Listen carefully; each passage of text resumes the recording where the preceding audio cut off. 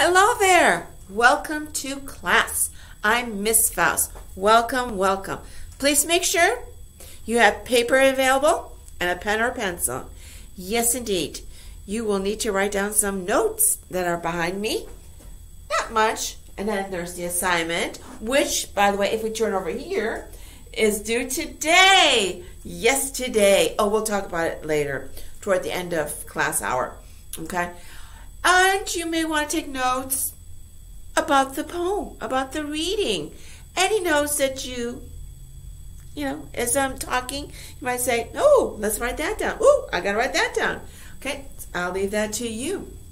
So are you ready to talk about Brooks's poem, The Bean Eaters? Yes, you are. We're going to do it just like always, I should say, since it's beginning of the school year, with our first reading, tidbits, highlights, and the like. Okay, so let's do this. Are you ready? Oh, yeah, looks good. Okay, I'm going to refer to my textbook. I don't know, you may have a copy of the poem, however you want to do it. Perk up the ears, get the writing ready, okay? So let's go through this. It's a very interesting poem. So we're talking about, please remember that Gwendolyn Brooks is an African American, okay? So yes, she's going to be dealing with African American characters. Yes, indeed. You might say this is a poem, Miss Faust. I know. It has characters, believe it or not, okay? So there is a speaker. We have no idea who the speaker is. Somebody is sharing this little picture, if you want to call it that, of an elderly couple with the audience, with the readers. Okay, so we've got The Bean Eaters. That in itself, the title right there, tells you a lot, doesn't it? Quite often, yes, titles do share some information. We learned right from the beginning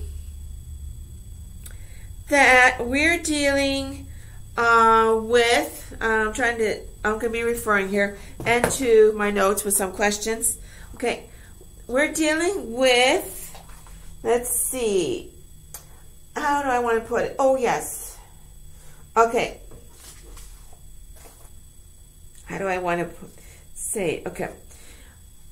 It's a couple, and from reading the entire poem, we understand that we're dealing with someone that's older. It's like a grandparents. Okay, grandma and grandpa. We could think of it like that. Okay. Now, what do they eat? Okay, they eat beans. Yes, beans indeed. Now, if you're thinking, how do we know that they're older? Here's the clue. Okay. This old yellow pear. When we talk about old yellow pear, just the wording pear, and here's that's imagery already. Keep that in mind. Brooks uses imagery, pictures, so you can get visuals in your mind. So old yellow pear, right there. When we refer to someone being yellow, okay, we're saying that they're older. Okay, their skin is starting to, it may not look so pinkish or whatever color, and that tells you they're younger, but their skin seems to be changing in color, so it's sort of fading, it's going yellowish, so we start thinking, yeah, they're older. Okay, so we have that clue there. But again, they eat beans. Dinner's a casual affair.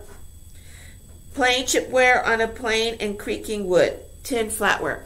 That right there tells you they are not well off. You're talking about a casual affair. It's one of those things that happens.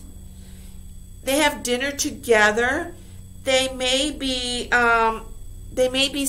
sitting at this nice table, and it's an old table that may be already crickety. The chairs are not exactly standing straight. They're a little rocky, that kind of a thing. Their dishes are chipped. Everything shows age here. And yes, they do have dinner. And when they have dinner together, that's the idea. They have dinner together, this couple. Okay? When they have dinner, their dinner is beans. When we think of beans, quite often, we think of people who are not well off. Beans tend to be something that's cheaper to buy at the store, to get. So yes, people will resort to eating beans when they may not have a lot of money. Okay, so that is why Brooks uses that idea. And they are the bean eaters, aren't they? This elderly couple. So everything, the dishes, just the idea of the dinner together, it just hints to older people, and everything they have just hints at, the age, the ringing of the phone. No, that's not part of the poem. Age, and yes, we're talking poverty. Okay. Let me see. Okay. Now, hold on. Let me get my glasses. I want to check something really quick. Yes, indeed. I use my glasses when I can't read my own handwriting. All right. Okay. Yes. We're fine. I just want to make sure that I'm getting this. See, it's much easier to work with a poem. We can do more tidbits. Okay. Obviously, I'm not going to cover everything because you can go really detailed here with poetry. Okay, so we go in. That's the first stanza. When we talk about stanza, we're talking about poetic paragraphs. So we have how many stanzas? We have a total of 3, don't we? So I covered that first one. So when we get to the second one, 2 who are mostly good, 2 who have lived their day but keep on putting on their clothes and putting things away. Okay, in that stanza, we're no longer talking about eating beans and dinner and the like, but we're showing that these are people who are people of goodness. They are good people, mostly good. Okay, they have virtue. Okay, again, connected with the goodness. Goodness and virtue come together here. Brooks puts those two ideas together here. So they're good people. Okay, and here Brooks shows again that they're older, because they basically have lived their life. We say quite often of people, once they start hitting, should we say the 80s, 90s, nowadays we can even say the hundreds, because we have people out there that, I heard there's one person who's like 118. Well, that's great, isn't it? Yeah, it's wonderful. But we usually say once you hit the 80s and 90s, people, even the family members, relatives, good friends will say, well, and not to be mean or anything. And Brooks isn't trying to be mean here through the speaker. The speaker is telling this poem, okay? Make sure you understand it. With poetry, we have speakers, not narrators. We tend not to use that word. We use speaker, okay? Again, we don't know who that speaker is, whether, it's somebody related or not, but most likely it's going to be a female. Why? Because Gwendolyn Brooks is what? A female. That usually goes with that. And usually the poet will give you like a hint. No, I'm a woman, yeah, but it's really a man talking. Okay. But yes, coming back to here, I'm sorry, it's what we call digressing here. Coming back, we say, not to be mean or anything, but we'll say, oh, she's lived her life. She's 85, she's lived her life. She's, we're talking, she's lived her day. That's what that is.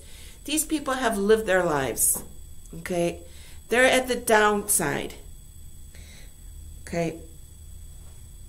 And even though they've lived their lives, have worked hard and raised family and the like, okay, they still go through that routine of getting up every morning at whatever time, 4, 5, 6, whatever in the morning, and they get dressed as if they're going to go somewhere. Probably they go into their little kitchen. I'm talking about these people. Go in their little kitchen, which may be connected to, the other, the bed may be very close to that area, and the like, the little couch or whatever, everything might be very close. They go sit at the table there and just go through that routine. Look at each other, talk, eat what they've got, beans for dinner. Okay, so they put their clothes on, and they go and put things away. Something may be laying out on the couch somewhere, and they go and put things. They put stuff away. They clean their dishes, they just do that routine. They still are living their lives, even though they're not out there working and raising kids or being with their grandchildren and the like. They're still living.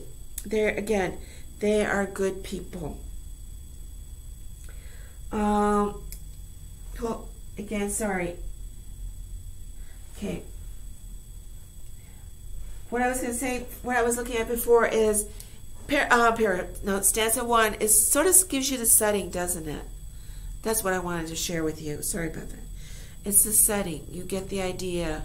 Older people in a run-down room, table falling apart, and the like. In the third stanza, and remembering with twinklings and twinges.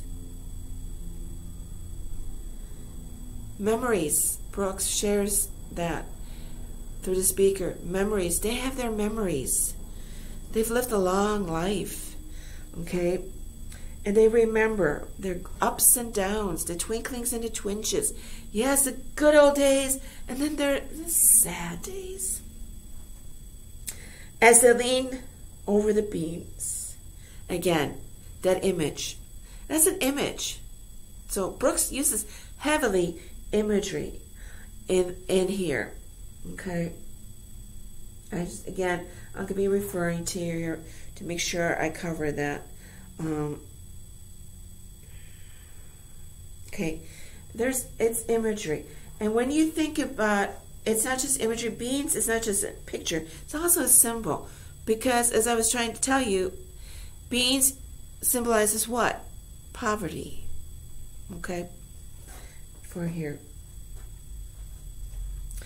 Okay, over the beans in their rented back room. So yes, they don't really have a huge apartment. Again, as I said before, everything's in one room. They can just get out of the bed, walk on over and sit down, and walking back and sit maybe on a little chair and the like. It's all there. So they're living in poor condition. Okay, falling apart furniture, tableware falling apart, cracked and everything. Okay. They're at such a point that they're reduced to eating beans. They are definitely, because it's considered to be cheap food, and the like. And they have no one to support them, do they? Is there any mention of anyone? No, nothing at all. Back room that is full of beads and receipts and dolls and clothes, tobacco crumbs, vases, and fringes.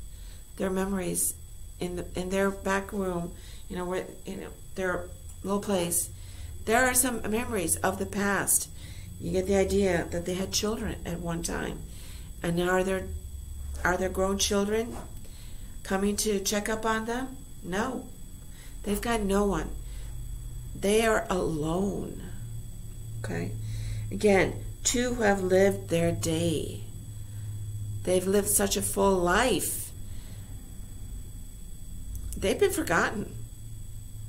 Okay? They've been forgotten. I'm sorry, I keep looking over here. It's just, I want to make sure I've got everything. Okay, let me see. Yeah, and you get the idea of imagery. The beans, the dinner's a casual affair. That's an image, because of their poverty and age and poverty, and reinforced in the imagery of a couple who has grown old and is what? Waiting for death in a poor state. So they're just waiting for death to come along so they can end it. This poverty. Because all their virtue and goodness hasn't helped them, has it, in old age. They are poor. So yes, you are dealing with poverty, aren't you? Let me see if there's anything else. Okay. I think that would be about the highlights of this poem. I hope you understand it. On the Bean Eaters, again, two poor elderly people who have been forgotten and are just waiting to die, and they're in a poor state. And the thing, let's connect that now to what's behind here. We're dealing with poverty, aren't we? Yes, indeed. We're dealing with poverty. And here's a wonderful quote. Please make sure you have this. Brooks delves into the conditions of real people's lives. So she goes into it. She just doesn't present you a picture full of imagery and symbolism and the like. She gives you reality. This is an elderly couple's real life. They come together. It's a casual affair. And it's just the two of them. They've got their memories in the back room, so to speak. It's basically, they're probably living in a one-room apartment, if you want to call it an apartment, okay? Like a studio almost. This is their life. And again, they're just doing a routine. They're just waiting for the last moments. Let's see. Exposing the tiny details that demonstrate that their everyday routine is drained by the lack of money. Exactly. Beans, it's a cheap food. Quite often, yes, it's a cheap food. Quite often it's something you'll see people buy cans of beans to donate, like to the St. Mary's Food Bank, for example. There's nothing wrong with it. Okay, but as Brooks shows, it tells you that they are poor. Okay, they're suffering. Okay, so we're dealing with, in this poem, we're dealing with poverty. And it's all because of the lack of money. They don't have the money. Okay? They were good, virtuous people, but that didn't seem to help them, did it, in the end? No, it didn't. Even their family has neglected them. Okay? They're out there living a life while Mom, Pa, and then Grandma and Grandpa are just getting up, dressing, sitting down, eat, and then going twilly-dee, twilly-da, and let's eat and go to bed. Okay. So that's what we're dealing with with this poem. Do you have any questions or anything about it? Anything at all? It is, again, it does have a lot of imagery, doesn't it? Pictures. And at the same time, some of the material could be considered as symbolism. Again, the beans. When you look at Dinner's a Casual Affair, what does that symbolize when you think about that? It's just something that happens. It's just something happens. There's no, you just do it. Okay. If you have any questions, let me know. Otherwise, we're going to turn to the assignment. Your assignment for today will be to do paragraphs 1 and 2. So there'll be 2 paragraphs that will be due today. Please understand that. Today. 2 paragraphs. In other words, the 3 questions and then the answer to the first question. Okay? Here's your essay topic. Discuss a social or societal, some people prefer the word societal, it means the same thing, social issue faced by people today.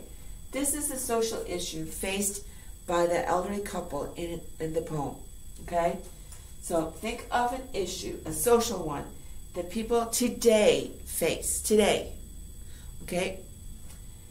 Do not research your chosen issue. I do not want you to research it. I want you to base it off of, I don't forget everything, off of what, okay, solely on what you know, heard, read, saw, or have been told.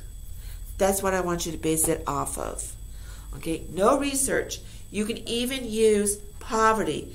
And I put it up here. Hold on. If you do, I would like you to include details from Brooks' poem. Okay? Now, if you decide to do poverty, do not use Brooks' name or the title in paragraph 1. Use it in the paragraph where you pull material, where you pulled the material from her poem and stuck it into your essay. Does that make sense? So let's say paragraph 2, you use a detail to talk about poverty from her poem. That's when you say, as can be seen, for instance, as can be seen in Gwendolyn Brooks's The Bean Eaters, blah, blah, blah, blah, blah, whatever, okay? That's when you do it. Do not do it in paragraph 1. Just do it in the paragraph or in the paragraph where you need it. And say you use it in paragraph 2 and then in 4 again. Don't say in Gwendolyn Brooks. Just say in the poem. Okay? Don't repeat yourself. Please keep that on. So you can do poverty. So I want you to remember the PA writing formula. 8 words per line, transitions, and all that. Reflect on 3 reasons why your chosen issue is a problem today. Okay? Here's some thoughts. Drug abuse, elderly abuse, domestic violence, animal abuse, runaways, homelessness, violence. If you choose violence, tell me what violence you're talking about. Be specific. Don't just say violence. Okay. Poverty, we talked about. Unemployment, could be lack of education, could be even child abuse. Okay, those are some other ideas. All right. Do you have any questions? So this is what you're writing about. No research. I don't want to see statistics. I don't want to see anything. I don't want to see your source, nothing. I want this to be again. I will read it to you again. So did you understand? It's based solely on what you know, you heard, you read, you saw, or you have been told. Okay? For instance, if you do homelessness, you might talk about every day you're driving by that one street and there's the same gentleman is there every day, standing there, just hands out for a few cents, pennies. Okay? For anything that people might have to, that they would be willing to give him. And he has a dog next to him, for instance. Maybe for the dog, food for the dog. Okay, does that make sense? Do you understand? Okay, remember, paragraphs 1 and 2 are due today. When you're done with those 2 paragraphs, please make sure to send them off to me today. I hope you have a great day. Okay, till next time, bye-bye.